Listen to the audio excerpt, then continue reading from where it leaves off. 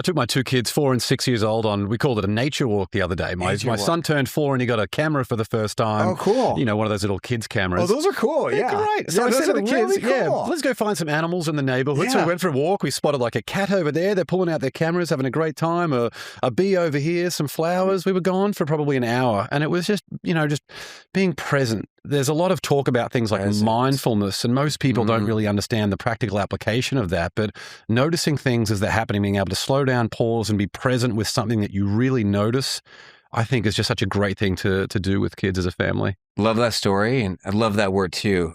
It's pretty hard to be mindful. It can be even hard being mindful. We're on a nature walk with a 4-year-old because your phone is blowing up, or you feel like your kid is not walking fast enough, or your kid is afraid to, this, or your kid's bouncing off the walls and going off the trail, and you're like, get over here, kid.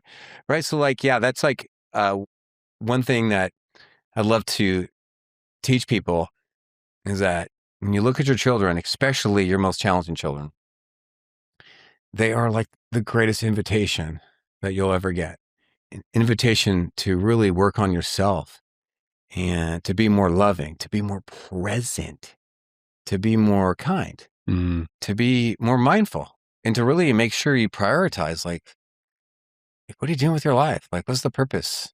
What's this? Why are you doing everything you do? Right? So, yeah.